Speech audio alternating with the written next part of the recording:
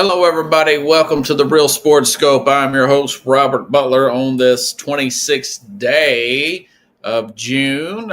Sports world's kind of slowed down for a little bit.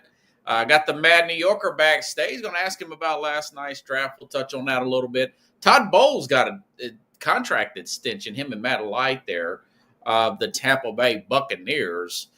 Seems to be a pattern. Former Jet players and now former Jet coach finds success elsewhere. We'll talk about that as well. We'll get Mad New Yorker's thoughts on the finals. Of course, I haven't got his take on that, and Kevin Durant being traded and whatnot, and more. Stand by. We'll take our first and only break. We'll be back here momentarily, and we'll hit the ground running here on the Real Sports Scope. Hello, Sports Scope followers. The program has seen tremendous growth since going 5 days a week. I just wanted to thank everybody for your cash contributions and sharing the program with friends and families. Just a reminder, if you want to contribute to the program, go to the Cash App, the cash sign, and Sports Scope. There are other ways to contribute to the program listed at the bottom of the screen. If you want to advertise on the program, go to sports, that is sports with an S, another S, scope, SKOPE, at gmail.com, just like it's listed at the bottom of the screen. Thank you and enjoy the program. All righty then, I am back here live with the Mad New York.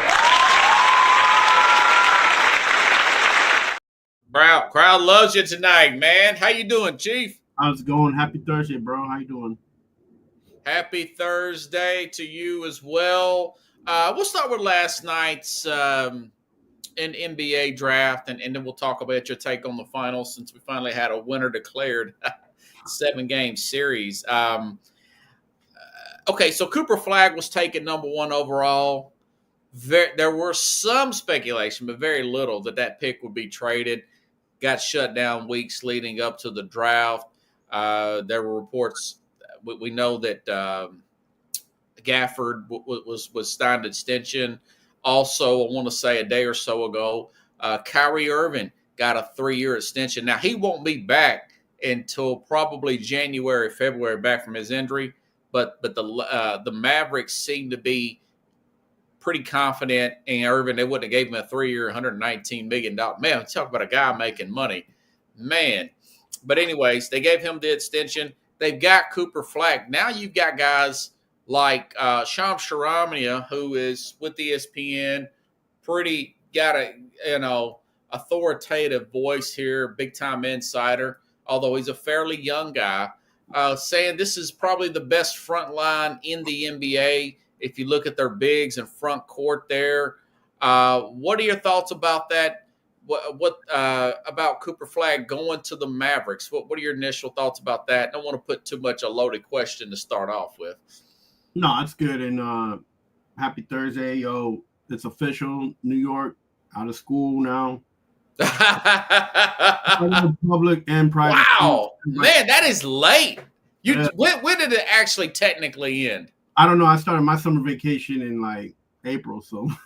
Oh yeah. No, I'm just kidding. Well, you're always on vacation. Yeah. No, it officially ended today for all those in public school. There was a few private schools that ended within the last 2 weeks.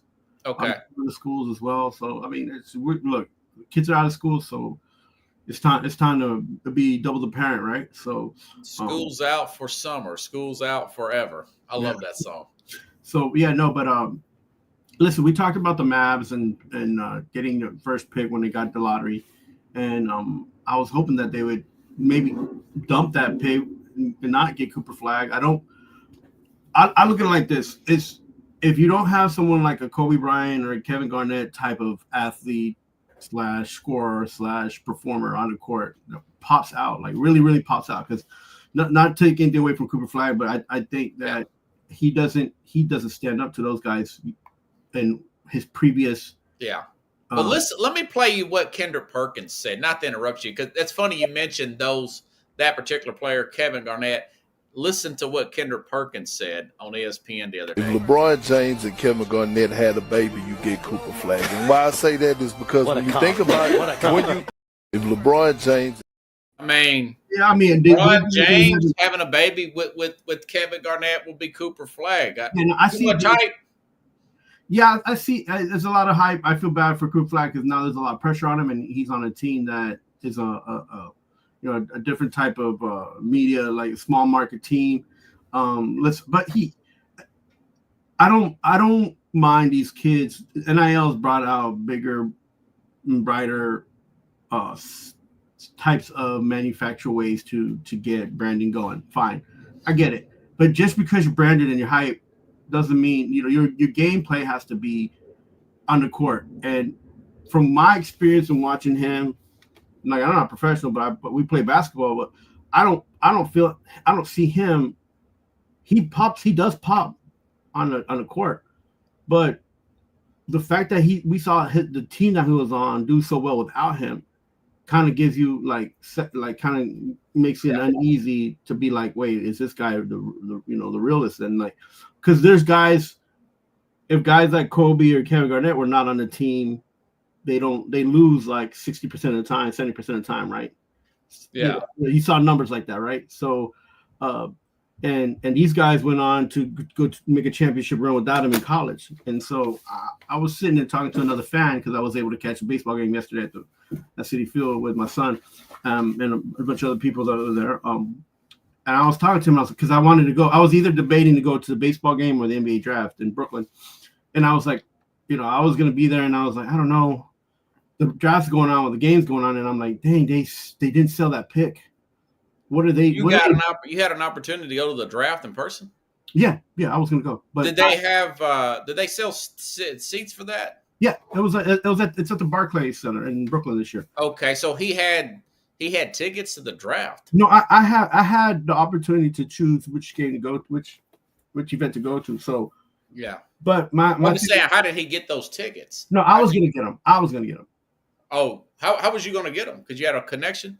No, I was just going to get an extra, get some that was available through the regular ticket vendors. But how much are they, just out of curiosity? So anywhere if you start from the inside going back towards up and out in the arenas, they start out at like $400, and the further you go up, the smaller the donation goes down. So, no way! I would have went. $4. Like the seats I was looking at were about 120, 150. Wow. Yeah, but no way. All in America, like Don King would say, you can sell tickets to a draft like that. But. Yeah, but so the draft's going on, and I was like, I was looking at this. The guy's like, they got Cooper Flag, and I was like, is he a Kobe Bryant? Is he a Kevin Garnett? Like, did we see these things? Him like, yes, he's good. I'm not going to take away that for the kid. Mm-hmm. He's a good, solid player, but if I'm owning a team, if I'm managing a team, if I'm putting money on a team, I'm not giving him that status. He might be top 20 pick, top 25 pick, but not a top 5 pick. So yeah, I mean, that's your opinion, brother, and that's valid. Now, let me tell the audience. I just want to go to so go ahead. He's going to a Mavericks team that has 2 guys past their prime, over the age of 32. Both of them. One won't be back till you said January, maybe February, maybe even March, depending if his. Talk about Klay Thompson and Kyrie. I'm talking about Kyrie, yeah. Maybe if his recuperating goes well, because he's older now, so it's going to take more time for him to recuperate. If that goes well and bodes well, if he feels like coming back, doesn't mean that he's playing 100% better. Yeah, he might be feeling 100%, but so you have to take that into consideration. So they're going to have to get a backup point guard there. Yeah. That's like been on the news for the last few days. And then you have the coach, whether he says one thing, he could do another thing. He said he's not going to be. He mentioned before everything happened, there was the firing of Tom Thibodeau that he wasn't going to be the coach of the Knicks, and now he's saying that he could possibly have an urge to be a coach for the Knicks. So. All that with that team on the Mavericks, first round pick, older vet players, that huge contracts, probably won't play or are injured, high injury risk. Cooper Flag is going to have a lot of pressure. Coach, you don't know who's going to be. Are they going to be a playoff team? I don't think so. But again, oh, wow. We'll see where all that, how all that kind of comes together. And for people to easily say like, oh yeah, they were in the playoffs, but Doncic and they got these guys. I mean, it's easy to say that you're going to be there than to actually show up to the dance, and then than it is to get nice, pretty, and afford that $3,000 dress. You know what I'm saying? No, I was going to say that Kobe and who else did you say? Garnett. Yeah, those guys. Well, neither one went to college, but no, but that's another thing though. Even those two not going to college, they still were impact players in the NBA for their age. This guy's going to have 1 year of college, and he's coming off an injury to start. You know what I'm saying? Yeah. Like, he's coming. He came back and played well in the tournament. Yeah, but like again, well, I was want to mention though. Let me finish that. This guy has two players that went top 10. This Kneepel guy went fourth, and then number 10, Malrich, I guess is his name, the center. He went 10th to Philadelphia. So he had some good players around him, right? But he's very young. I mean, those guys are young. It's very rare to see a team with that many freshmen even get to the Final Four. We saw that with Kentucky with loaded teams in the past, right? That we thought, oh God, what's the guy? The one with the Marcus Cousins on it, the Calipari team. Yeah, who's that guy with those quick handles that's been hurt? Jeez, what is his name? I think he ended up going number 1 overall to Washington. Yeah, I was.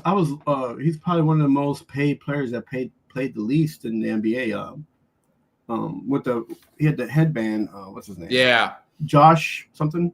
Yeah, he was really quick with Kentucky, but they had one other player on there. I can't remember his name. He did the Dougie, and Colin Cowherd didn't like him doing the Dougie. But anyway, John Wall. Yeah. So they didn't make that big run. This team probably should have got to the championship. There were some bad calls there at the end. They had Houston beat. Houston was the veteran team, 4 and 5 year starters, but they did get the win. Experience played out there, but I don't know. Even LeBron. Listen to what LeBron said day before yesterday. I played this on the show. He agrees with what I said, that it's good that he's coming to a stacked team. Listen up. I personally think that he wants to be great. He had a hell of a year at Duke. A guy that can do so many different things on the floor, can play with the ball, can play without the ball. His jump shot is going to continue to get better, super athletic, quick second jump. And also, he has the benefit, unlike myself, he gets to join a team that's established, right, with Hall of Fame guys, Klay Thompson, Anthony Davis, Kyrie Irving, right off the bat, Hall of Fame coach Jason Kidd. These guys are like,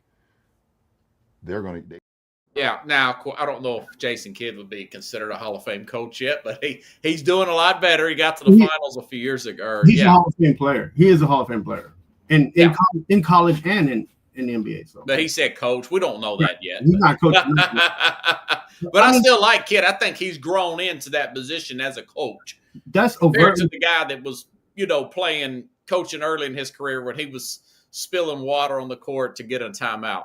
So he's came a long way since then. So to piggyback on what he's saying, that's all great and good if that's what the situation happens to be. From what is going on, from what I see, I don't feel like, and I don't think in my opinion, because it's mostly business and it is basketball anyway, that's going to end up that way. Yeah. Yeah. I mean, there's different opinions on this, definitely. And I hope, like, I'm not trying to be a Debbie Downer. I just want to, like I'd say, like if it happens that way for the kid and that's exactly the situation that he's in, great. Good for him. Because like LeBron says, there are not many number 1 players that get to get into that situation. But from what I'm seeing, what I'm hearing, the Mavs are more like Sacramento than they are like Boston Celtics. So I don't get where maybe I'm blind to something, but I don't understand where people are saying that that's a positive for Cooper Flag. Like, Well, Flag also, guys like Klay Thompson will fade out. Even Anthony Davis will fade out. I think he's 32. Probably got 2 years with him. And of course, Kyrie. Those three. But you still have Derek Lively. Lively came back from an injury last year. Only played part of the year, but Lively's a very good player, 21, 22 years old. He'll grow with Lively. He'll grow with P.J. Washington's 27 in August. That's your core. Those other guys, their cap's going to fall off. Now you're looking at 2-3 years into the league here, probably going to the playoffs, and then you're looking at year 4, 5, 6. That's when you can start building the team or making him the number one guy, making him the guy that you're thinking, let's go on a championship run. But meanwhile, he's going to be in there learning from these guys, and you're going to see him in big playoff situations. I think they go to the playoffs next year. I think they'll win a round or two next year, depending on the health of the players around him. I think it's that stacked the team that's put around him. Now, of course, injury has a big thing to do with that. Pretty optimistic, especially if they can nab one of these point guards. Shams Charania has said he mentioned somebody like Malcolm Brogdon may be available, D'Angelo Russell, or Chris Paul, which is 100 years old. I wouldn't go with Chris Paul as that backup, but that's just what I'm hearing today. Go ahead, say something. And look, maybe the first 2 seasons is going to be like an okay situation for him, but we're looking at a possible lockout. Maybe even a situation coming up in year 3 and 4. Like, the contracts coming up and for the union, and so I would have took the bigger and better deal. I would have stayed in college for at least 2 more years, got $40 million, and then went into the draft. Now, I'm just saying, like, it was available for him. It's something very. Well, I wish the league would have made him stay in college 2 more years and up the brand, but that's what I've been arguing for years now. Like I would have taken that route. I don't know who his finance person is, who his representation is, what his family's saying, and why he chose the NBA. Maybe the fact that there might be a lockout coming up. Where do you keep hearing this lockout? It's just inevitable. Like, the contracts are outrageous. The ownership doesn't want to pay it. A lot of when is this CBA coming up, man? I think it's 26, 27, I believe. Let me make sure. Something like that. Okay. But so the outrageous contracts, the media contracts that have to be fulfilled, the ownership, with the fact that a couple of owners are looking to sell the teams. For example, even right now, you're talking about the Lakers on the sell block. Maybe even the Knicks selling the team. Who knows? Maybe the owner wants to sell the team, or that part of Madison Square Garden ownership selling the Knicks. There's a lot of things that. Didn't the Celtics just get sold like last season? The Celtics, the Lakers have been sold. The Mavericks have been sold. So Charlotte. So now it looks like Jordan knows what he's doing. Well, with these ownerships are new ideas, new owners, and so definitely union is an uphill. Definitely NBA as a executive teams considered are on up. Everybody wants something. Everybody wants a bigger piece of the pie. So this isn't something that it's underneath the table a little bit, and it's been a hush hush because everybody's Yeah, well, because they got this big TV contract. I don't know why they would have a big lockout after the TV contract. Because, again, you got new owners coming up, and then you have also the WNBA, the developmental leagues. Who's paying for that? How are they going to get money flow from it? So, it may be a good thing.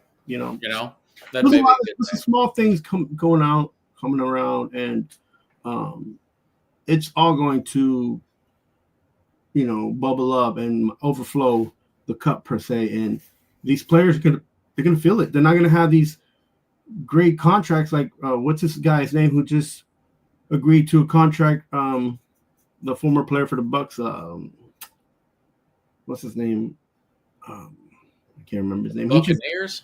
No, for the Bucks. He got traded, and now he's at Washington. He just what's his name? I forget his name. Oh, okay. Yeah, I think I know who you're talking about, but I couldn't call his name off the top of my head. He just agreed to $33 million buyout, and it's like extension, and it's like, well, him as a player, he wouldn't say no. Oh, are you talking about the player that used to play with Golden State? No, he used to play with the Giannis. Oh, the Bucks, yeah. I can't remember. It's not Middleton or anybody. Yeah, it's Middleton. Oh, okay. Yeah, he just got the buyout like about 4 or 5 days ago, and okay, he's peaked, right? He's yeah. If you're a GM, you're not looking to put him on your team, right? Like maybe as a savvy veteran and veteran pay, but not for $33 million. So those kind of things. I'm not, again, I can't say that these guys ain't worth that money, but what they're asking for compared to how much they're on the basketball court, and if you're comparing the stats, it's a lot of money, and there's a lot of like gaps there. So, but those kind of things, man. And again, if I was this Cooper Flag guy, I would have went the easy route. To stay in school. You're still young, you get your education, you know what I'm saying? You get your NIL, even that's in a little bit of an uphill, but at least you're coming into the NBA with what, $25 to $40 million already in the bank. Yeah. Well, that would be something that they should put in the new CBA then. If you want to say, hey, listen, we need these guys 3 years out of high school, or it doesn't necessarily have to be in college, but we want 21-year-old, preferably minimum age players to get them more poised to handle this league. Yeah. How about this, Robert? Like if you're Bronny, if you're Cooper Flag, if you're one of these guys. Yeah, Bronny had no business being in the NBA. That was all about that. What does the NBA say about their development league and what they're going to pay these guys? Because these guys are coming in rookie contracts, not signed, not having to, not in rookie contracts, and they're playing for what's the minimum right now for them? I think it was like 40,000, 50,000, the bare minimum. There's been reports of guys coming from Europe to college now because of NIL.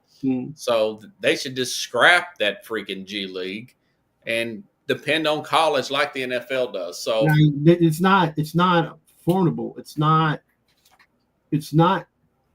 competitive. And let college and there's too much parity, Robert. There's not enough competition. There's too much parity. So like you have to create competition somehow. You can't, like you got the top 20 teams always making it to the dance. Like every once in a while you get one or two teams that used to be in it like 20, 30 years ago. Like there needs to be a little bit more competition for sure. Well, I think it's gotten more out of hand, really. Well, I think it's more competitive now, but too much parity makes it a watered down product in college, if you ask me.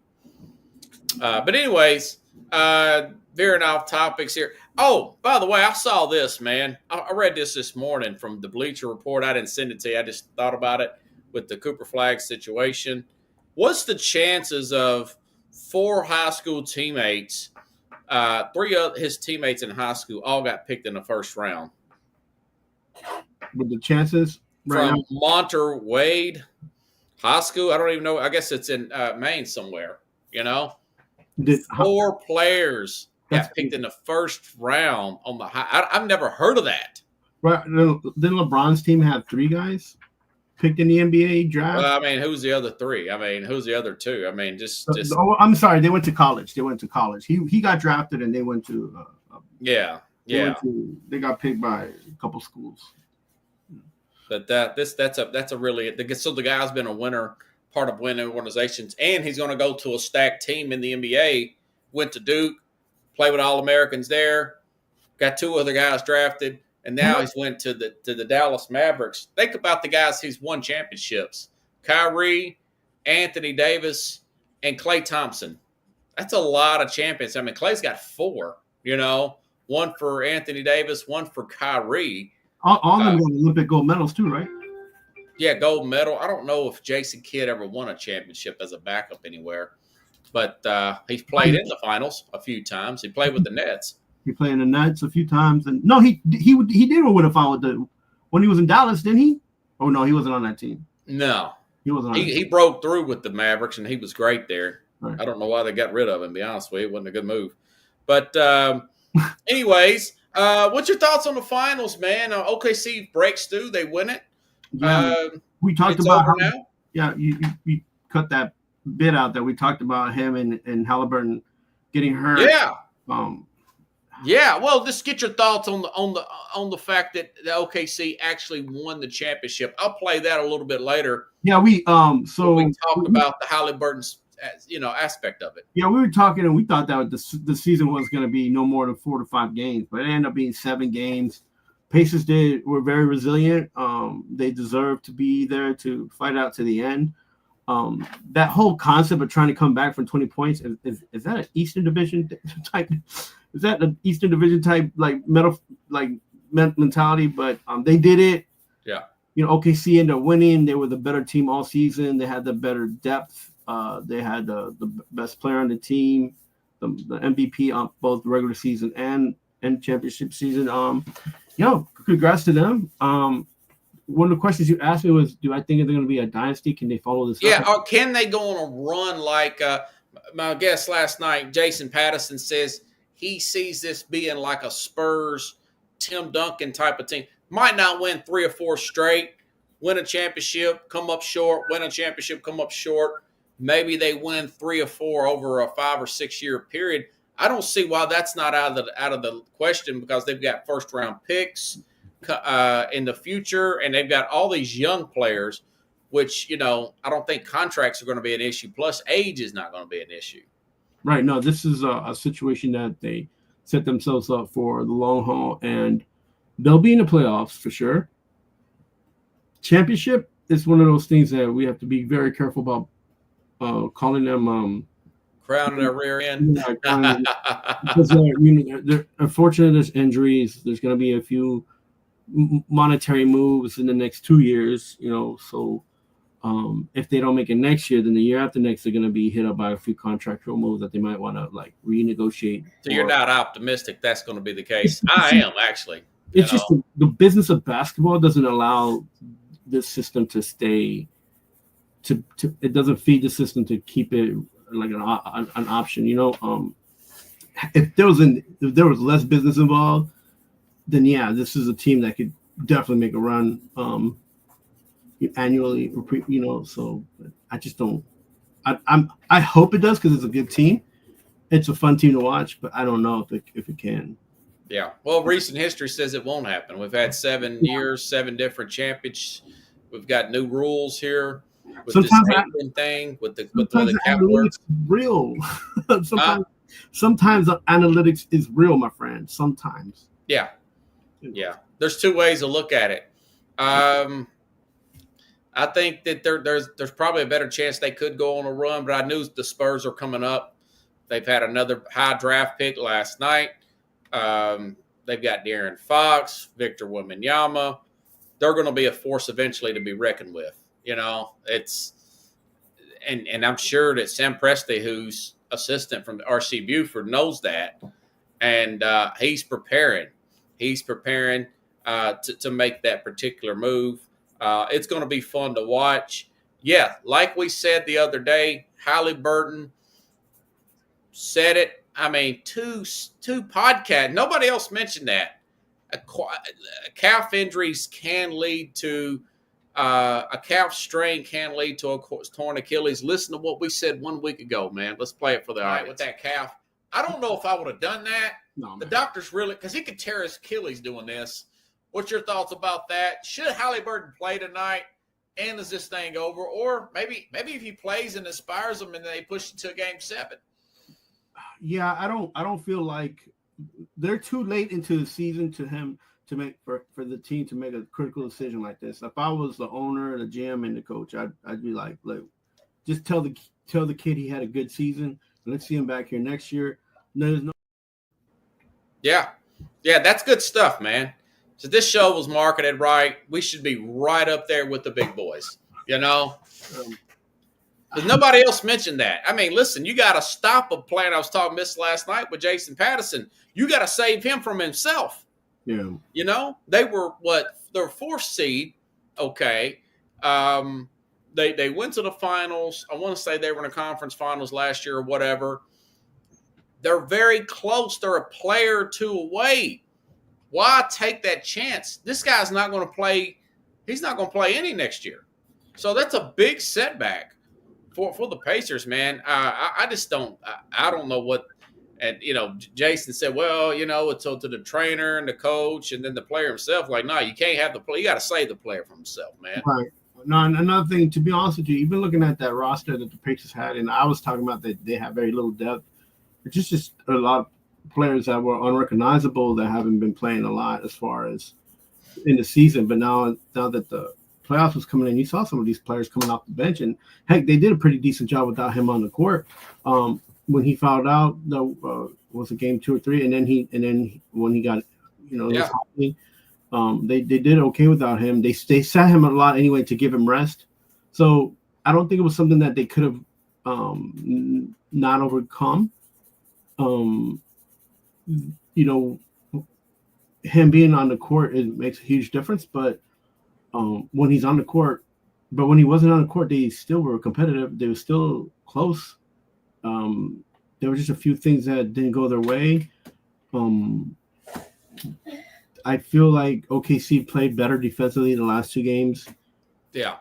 And that is one of the upsides that they had against the Pacers.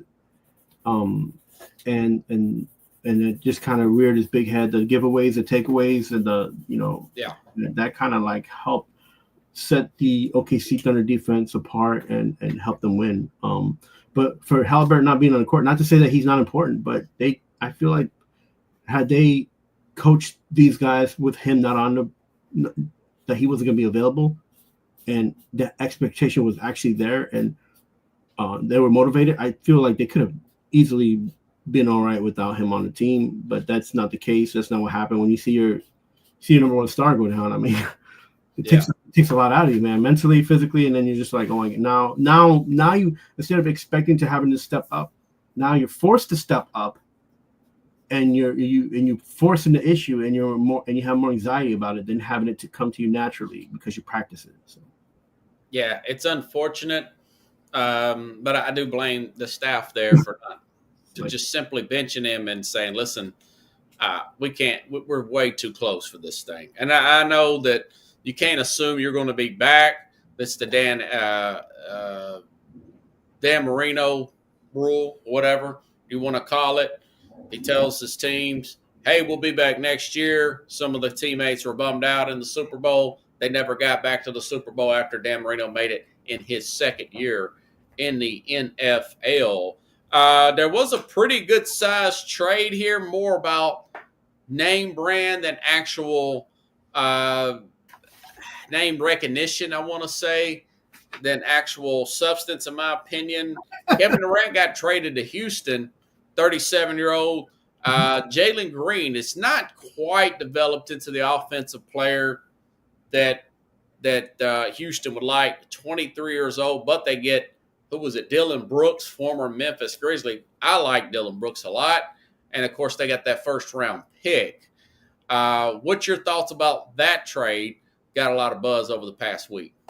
So just with Dylan Brooks on the team, the Suns have become a physical team.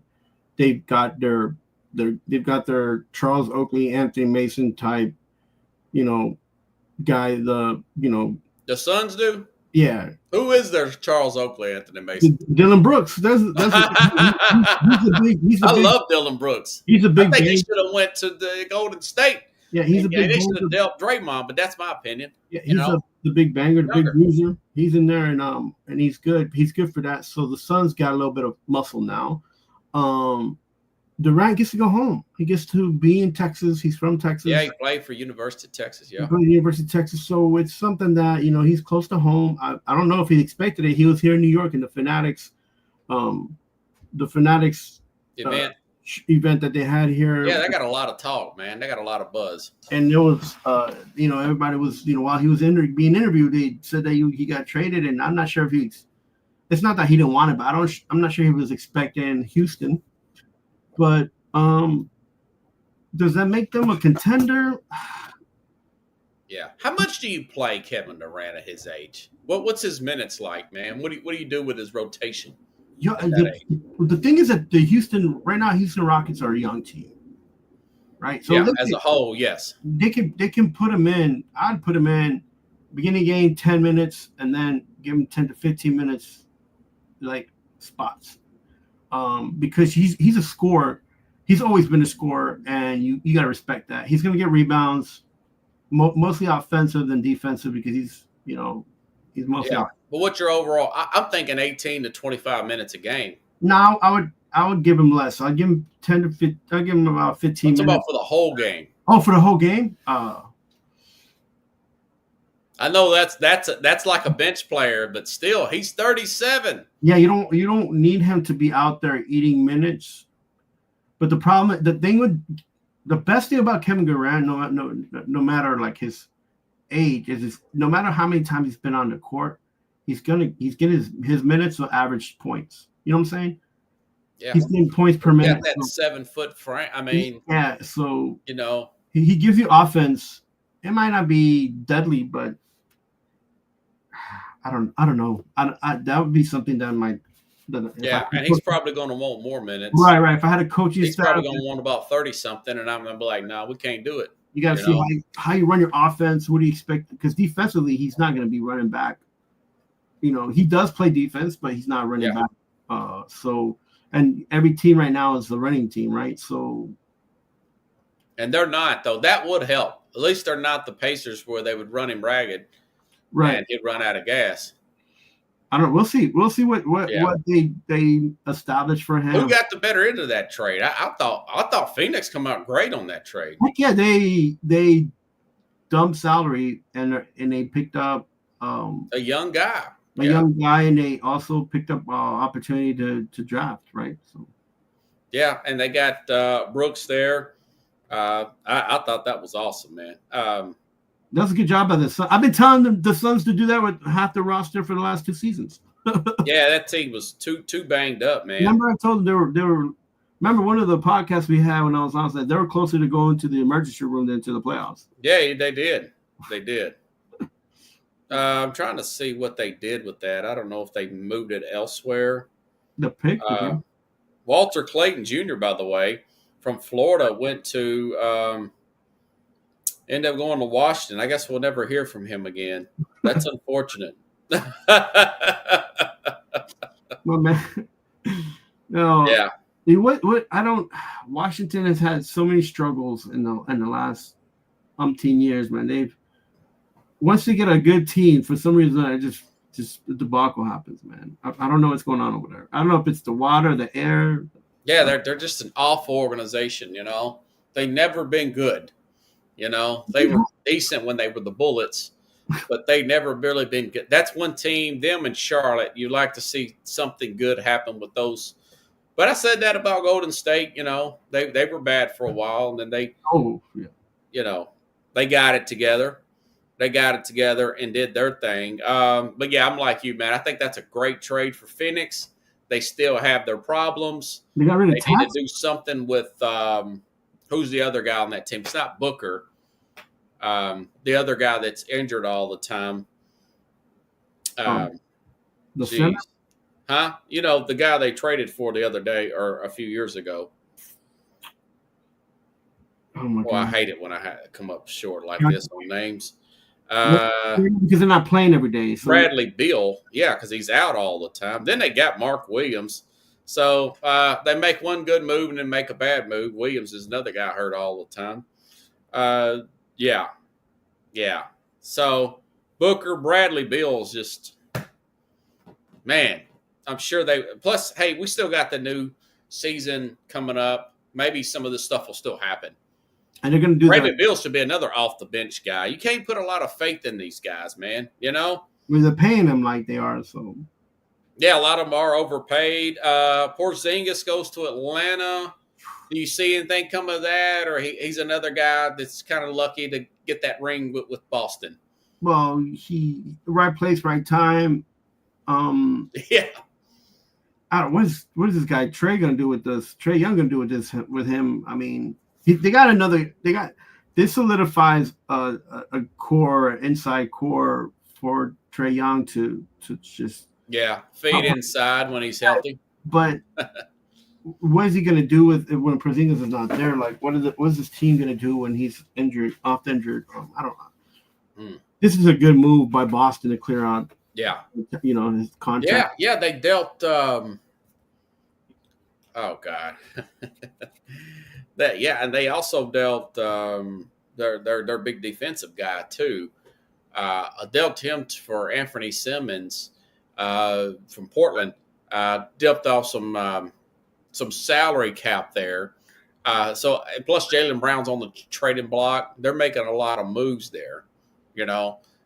We'll see what happens. I trust what Boston's doing. I like their brain trust up there.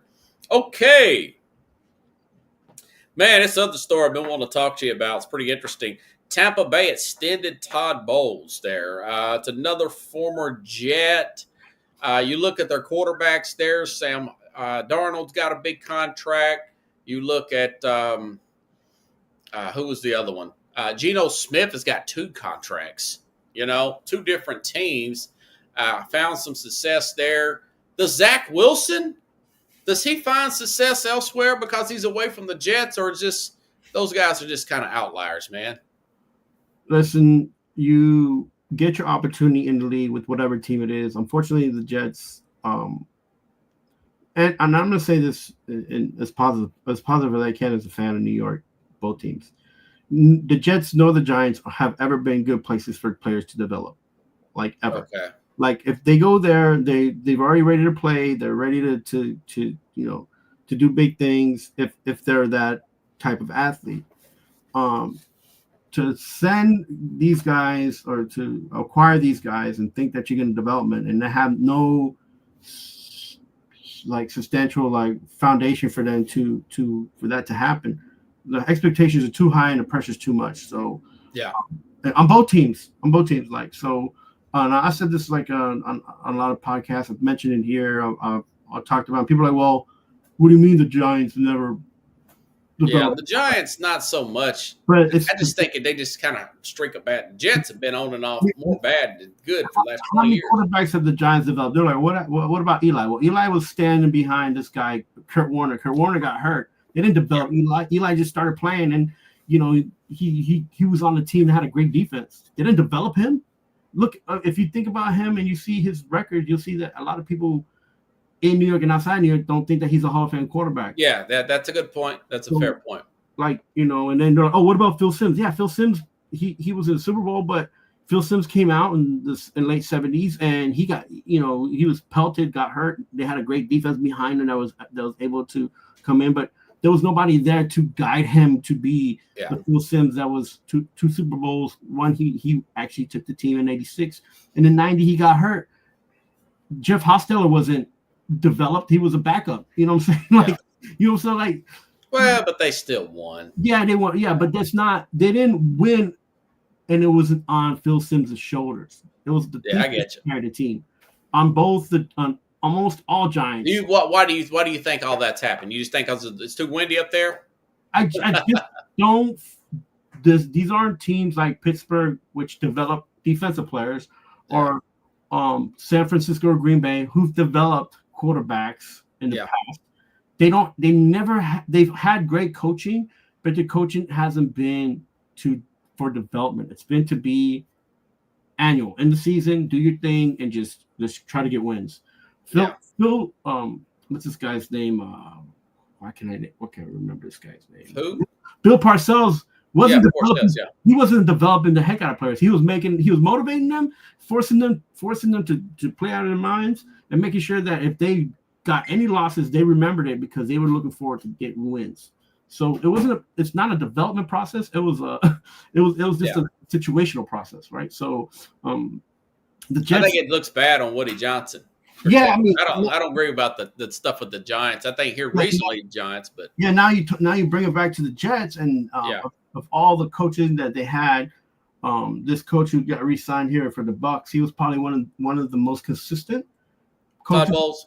Todd Bowles, but he's not a guy that pops out. He wasn't as loud as what's his name? Gruden.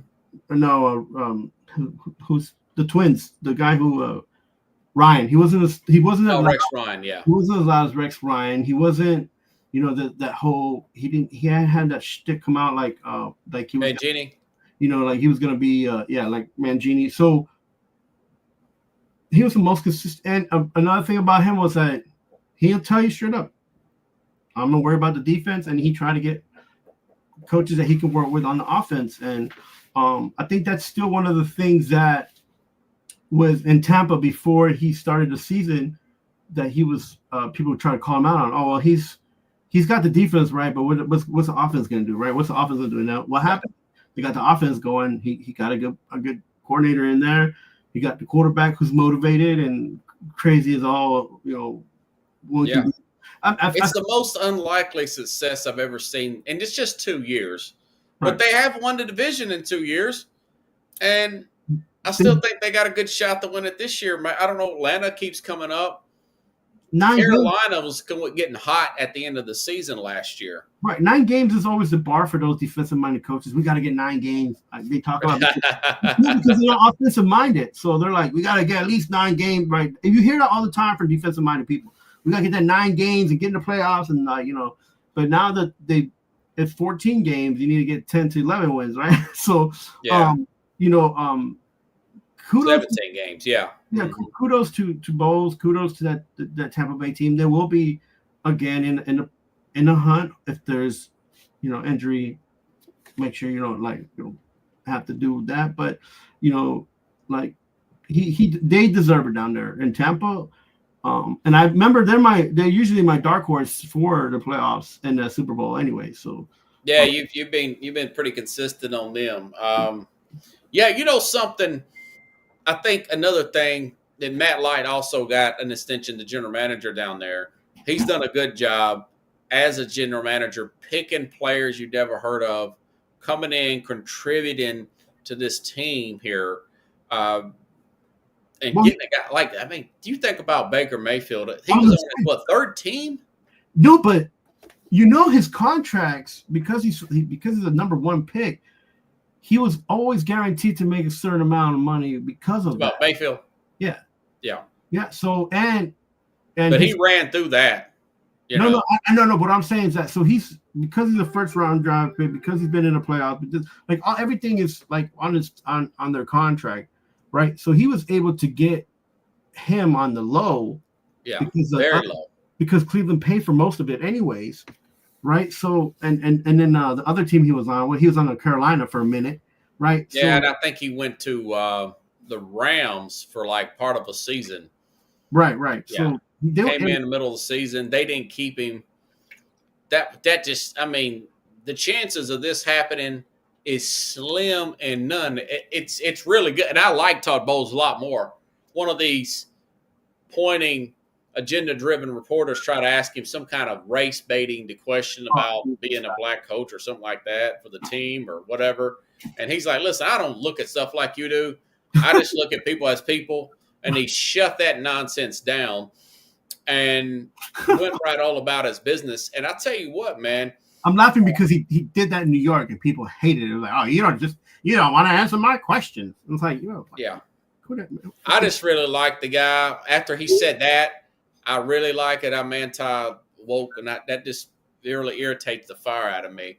But it's good to see a guy get another chance here. Now, he didn't really have a good chance with the Jets. Remember, Geno was getting punched in the face by a teammate for not owing him. I don't know if you remember that. $600 he gypped him on. He inherited a team. I want to say he came there after Rex Ryan, who Rex Ryan runs every quarterback in the ground that he's ever had. He's very good defensive, and he runs his quarterbacks in the ground. They're not developed. You're talking about the least development coach for quarterbacks is probably Rex Ryan. Not really head coaching material. He's just got a good personality, talked his way into a job, talked his way into 2 jobs in Buffalo, remember? Yeah. So it's a good story, man. And I'll tell you what, could it change in 2 years? He's the first coach that the Bucs have extended since John Gruden. We're talking now 15 years. almost 20 years ago. That's a while back when he coached for the Tampa Bay Buccaneers. So they've had some hard times. So it's not just the talent around him, and the talent around him's pretty. I mean, Baker Mayfield has gotten everything out of his talent. He's not that fast. He don't have that strong an arm. He had a horrible turnover, if you recall, back in the playoffs. That cost them the game. They should have beat that Washington team. If you remember that playoff game last year. Yeah, he should have ran. He ran all season. The one time he doesn't run looking for. I think he threw a pick at or something. I can't remember the details, but it was, they coughed it up, man. And Washington kind of called a break, and that hurt. That hurt a team like Detroit. Yeah, probably would have lost to Philly anyways. Philly was rolling, but I just thought it's a great story, man. It's good to see a coach get another chance. It's good to see a player like a Mayfield. I think about a guy like Will Levis. You hate to see Tennessee move off him, and he'll go to some other team and just flourish like crazy. I got a feeling that's going to happen.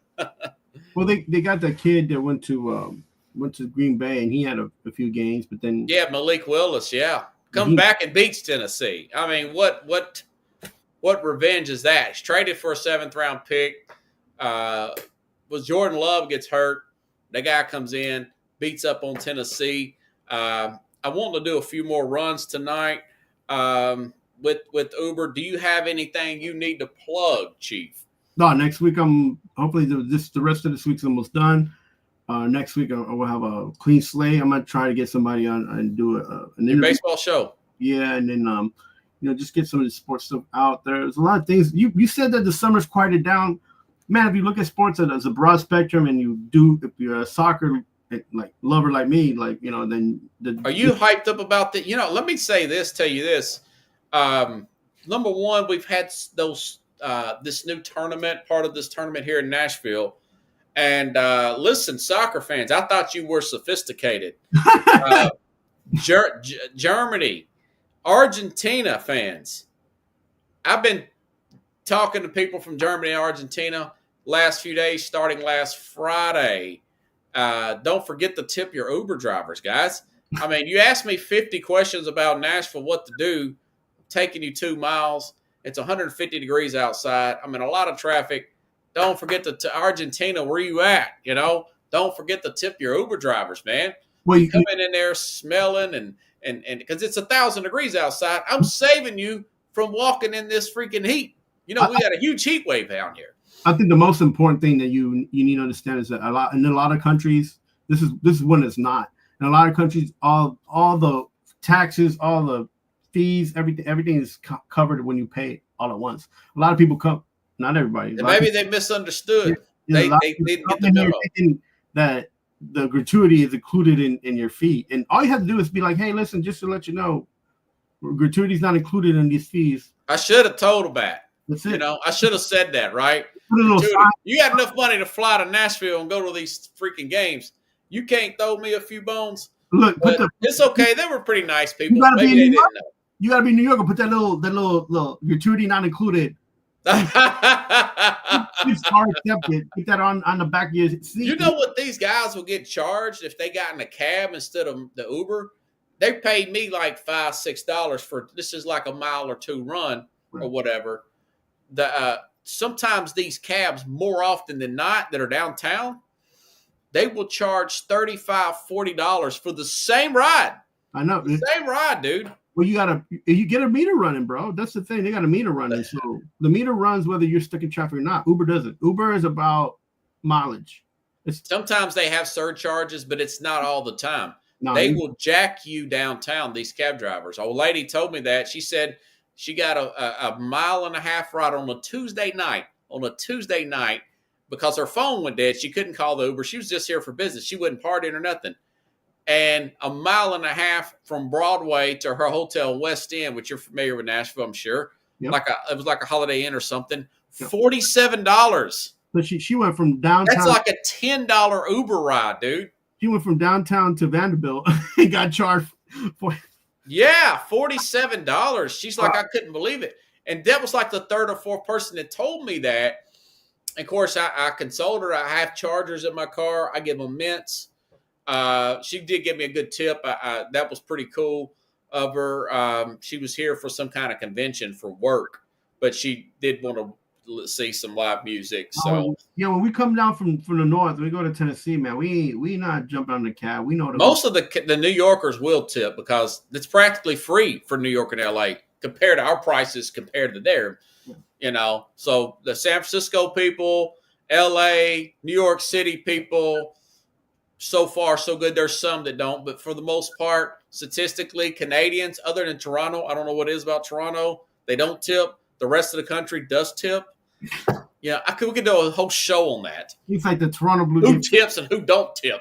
Yeah, I mean, it might offend some people, but I just keep it real, you know. It's not offensive. It's an economical situation, bro. No, I think some people just don't have it in them to tip. You know, they're jerks. You know, I'm a tipper if I feel like the service. Yeah. Okay. That's it. That's as much as I can say because. You know, like sometimes I won't tip and my wife will be like, yo, I'm like, this lady, look, my cup's been empty. Like, you know, if I'm in a restaurant, my cup's been empty. I have no water, right? Like she came here twice. I wanted dessert. I changed my mind because she didn't come 3 times, right? So like. Oh, now that's different. Yeah. You know, it's like, you get a very low tip, if anything, but I usually tip, but I usually tip really good. You know, I tip good and then I tip great. And with my cab drivers, if they come out to pick up my bags and I don't carry big bags, I'm like, bro, yeah, thank you, bro. Because you know what it is? I could just go sit down and not think about nothing. You know what I'm saying? Yeah. Let's see. So. Yeah. James says too stingy. Some people just don't tip, man. They just don't tip. And then some of them, the ones that don't tip, the one that want the most. They grab all this candy and just say, oh, you know, they won't tip, you know? So, hey, that's on you. That's bad karma. If you got candy, I'm about to ride with you, man. I got the setup, Chief. Let me give you a round of applause, and I gotta give you that big shout out there on the horn here. Love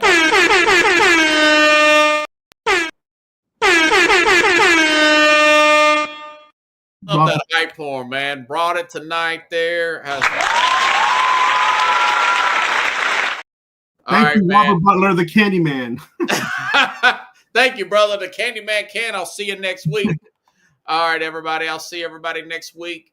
Same time, same place here on the Real Sports Scope. Make sure to share the show now. Good night, everybody.